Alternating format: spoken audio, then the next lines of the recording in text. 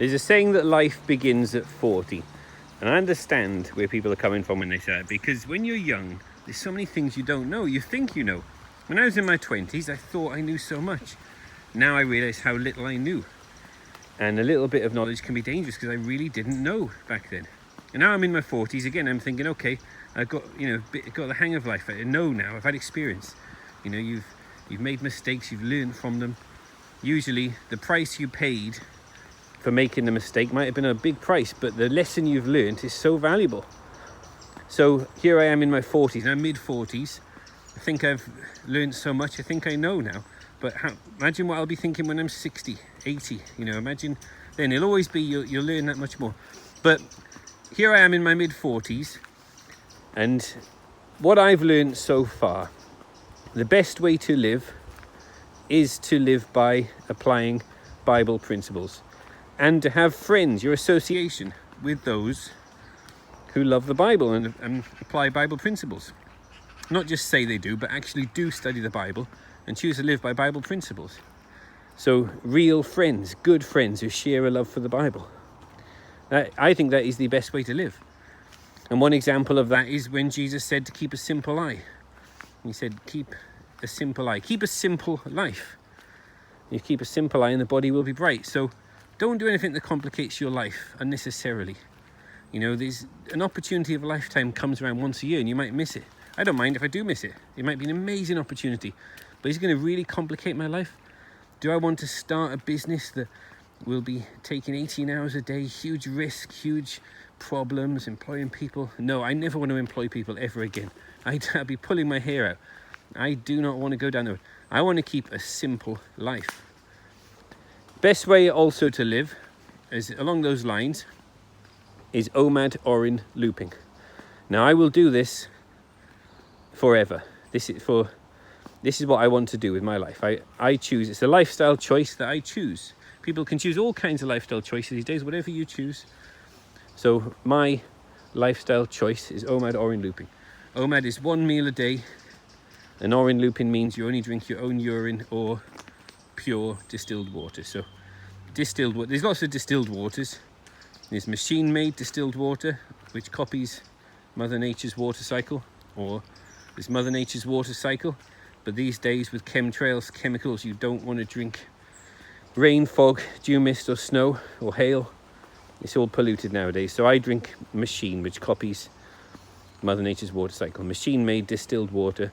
There's body waters, ultra-filtered blood plasma, the water that's made in your body. Every cell in your body, and we're all made up of trillions of cells, every cell makes new water, one molecule at a time, out of hydrogen and oxygen. Your body makes new H2O. It's called matrix water. It's made in the matrix of the cell, inside the cell. And if you do it properly, you can drink this water. This is what your urine is. If your blood is clean, you've got to do Omad Oren looping properly. Understand the protocol. It's all written in my book. You can drink. This is the best water you could ever drink. Water from your blood. And your body gives it to you every time you pee. You empty your bladder. This is matrix water. So that's the water you drink. And then you have 1 meal a day. Eat local and in season. So if you eat local and in season, all the nutrients are all around you. Is what is local to you and in season. You don't want to be eating summer foods in the winter and the other way around. You don't want to be doing that. You want to eat what is local and around you at that time. The best way to live is Omad Oren looping. Eat local and in season, real food. Stay away from food like substances or artificial food. Bill Gates' artificial meat, test tube, chemical concoctions. It's a food like substance. It's not food. Just stick to real food, and it's got to be as natural as possible, whole foods, as unprocessed as possible. For me, I like meat, fish, seafoods, eggs, vegetables, fruit, good whole food, nuts, seeds.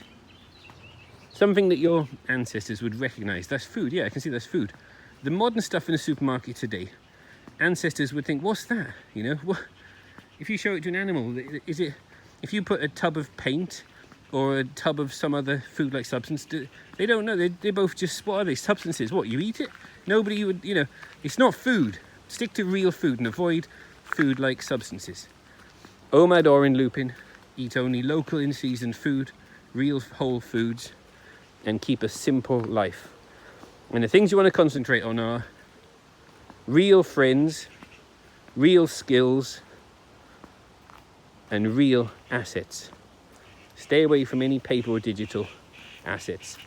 I don't want any paper or digital assets at all. I don't want any kind of illusions of wealth. You know, these NFTs, that's not real wealth.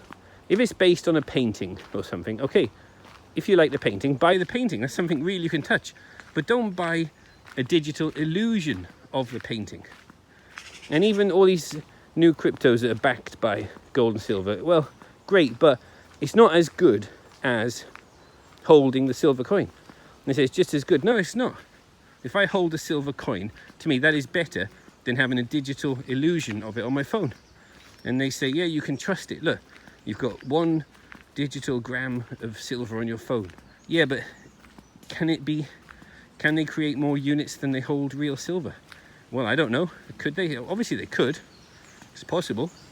A digital or paper promise of something is never as good as the real thing in your hand.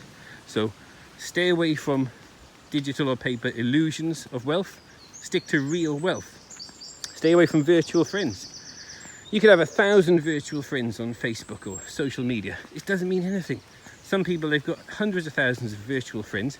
They wouldn't recognize them if they walked across the street. It's not as good as real friends. A real friend, you can rely on them and they know they can rely on you.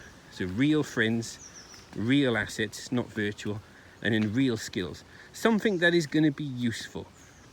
If the banks collapse, if there's intermittent electricity, there's going to be blackouts, you know, internet might go down. You might be a brilliant software engineer, you could create, you know, there's all these young boys want to make computer games. It's such a shame. I say, no, soon computers themselves will be making computer games. That's not a real skill. You want a real skill, something that's useful. Stay away from virtual skills, virtual friends and virtual assets. Keep it real. Stay real.